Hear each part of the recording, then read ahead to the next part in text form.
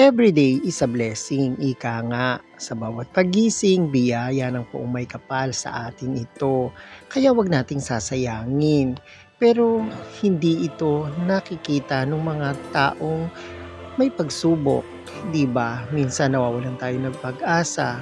Minsan sa pag-ikot ng mundong ibabaw, pag ika'y sinusubok parang nawawalan ka na ng pag-asa. Yan ang pag-usapan natin sa My Journal in Motion Love Life, Me, Myself, and I, this Alexander YouTube channel. May saya, may lungkot, ganyan ang realidad nating ginagalawan sa mundong ibabaw. Pero kahit ano man ang iyong pinagdaraanan, huwag kang mawawalan ng pag-asa. Dahil may Diyos sa atin na parating nakaagapay at nakatuon para sa ating mga pinagdaraanan. Dahil kasalo natin siya sa ligaya at saya na makakamtam natin dito sa mundong ibabaw. Pero pagkakatandaan natin, wala naman siyang ipinramis na madali ang paglalakbay natin sa mundong ito. Pero kung kakapit lang tayo sa Kanya, parati tayong may pag-asang nag-iintay para sa mga bagong umagang darating pa sa atin. Kung ano man yung ating mga pinagdaraanan, di ba? Andaling sabihin na, kamusta ka? Kaya natin yan. At lumaban ka lang.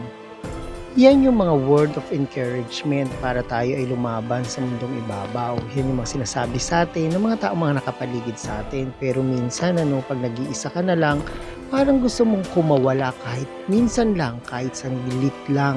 Parang gusto mong magloka-lokahan sa buhay. Yung gusto mo lang mapag-isa, gusto mong labanan itong mag-isa. Pero kahit ano pa man, darating tayo sa puntong hindi natin ito mapapalampas para isang guni sa ating Panginoon. Pasasaan ba't lahat ng ating mga pagsubok, lahat ng ating pinagdaraanan, ang lahat ng ito'y ating malalampasan. Pasasaan ba't lahat ng ito'y lilipas din.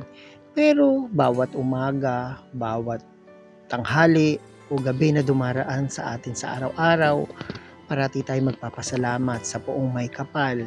Parati natin isasangguni kung ano ating pinagdaraanan. Kasi siya lang magbibigay sa atin ng kalutasan, kasagutan at kaginhawahan ng ating nararamdaman na mga pinagdaraanan natin dito sa mundong ibabaw. Parating pagkakatandaan sa bawat pagsubok o suliranin, panalangin ang tanging katapat niyan para tayo ay gabayan ng ating poong may kapal, palakasin sa ating pang-araw-araw na paglaban ng hamon ng buhay. Kung meron kayong pinagdaraanan, sana kahit papano ay makatulong itong ating pinag-usapan. O ayan, wala na naman akong yaman na maibibigay sa inyo, pero meron akong munting kaalaman kahit papaano para ang buhay natin ay gumaan-gaan-gaan. Thank you for watching and God bless!